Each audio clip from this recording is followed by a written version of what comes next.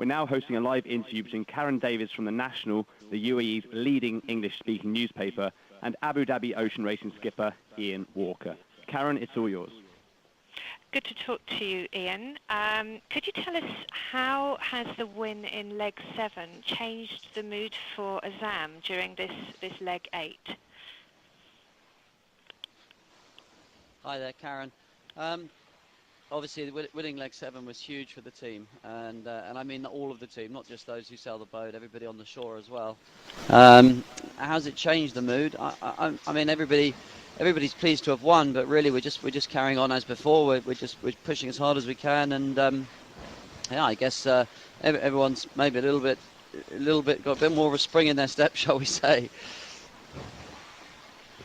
Now we reach the point of the race with the two shortest legs.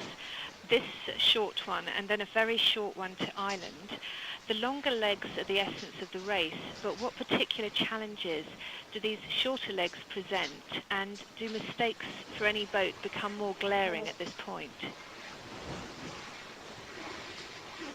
Well, if the leg is shorter, then if you lose time, it's going to be more punishing. That's for certain. But make no mistake, I'm sitting here in the nav station now. I don't know if you can see the images. I'm actually having to hold on to the ceiling because the wind's building fast. We've only got 960 miles to run, which we'll do in less than 2 days, but we're sailing into the teeth of a storm in the next 24 hours. So the next 36 hours of this leg is going to be as challenging as any part of the race so far.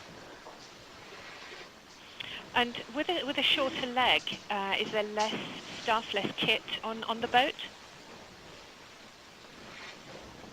Yeah, for sure. We take less food, and looking at the forecast, we might take fewer spares because we know we've got fewer days to run. But really, the amount of gear we take depends more on the wind speed and the weather forecast. So if it's windier, we might take more weight to lug around. But certainly on board now, because we knew we were going to have light winds surrounding the Azores, we're pretty light. We're sort of minimal on spares. We only brought 6 days food, but that looks like it's going to be fine. So yeah, it's there's certainly less on board now than we would have at the beginning of a 20-25 day leg. And what makes it faster to go out to the Azores to get to Loreint? And for a sailor, what challenges do the Azores present? Well, we rounded the Azores at first light this morning. What's good about going around the Azores is you generally have northerly winds down the Portuguese coast, so instead of bashing upwind into the northerly winds, we're able to reach out. Although it's a lot of extra miles, it's always a little bit more fun reaching across the wind, so fast angles. So we got out to the Azores in about 2.5, 3 days, and now we've turned round, rounded the Azores to starboard, left them on our right-hand side, and we're pointing pretty much northeast, straight at Loreint in France, and averaging about 24 knots of speed right now with the wind in the mid-20s.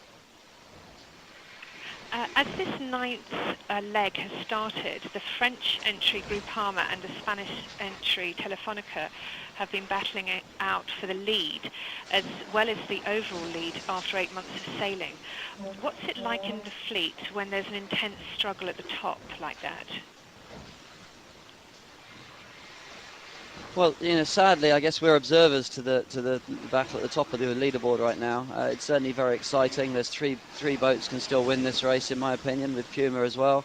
And the race could well be decided in the next 36 hours in this storm if any of those three boats, falters in any way. But it's for those guys, I'm sure they're very, very aware that any mistake could not only affect their leg position but also their overall race result. So yeah, we're watching that. I think there's less than 5 miles between first, second and third right now.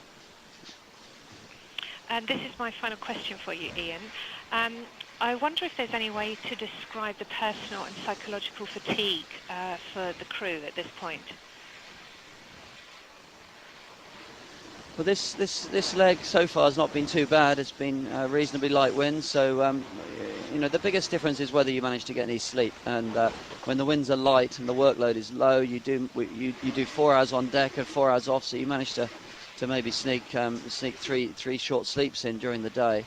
But I guess the psychological stress is going to mount up, as I say, as we go into this storm in the next 36 hours. So certainly for me personally, sitting here just hoping everything's going to stay in one piece, that nothing's going to break. And for the guys on deck, these are the times where they've got to hang on tight. People will be donning their life jackets and making sure that they stay on board, especially when it's dark tonight and there's a lot of water flying over the deck. Thanks very much for speaking to the National in Abu Dhabi, Ian, and best of luck to you and Azzam for the rest of this leg. Thanks very much, Karen, and appreciate everybody following us in the National, and looking forward to getting back to Abu Dhabi soon.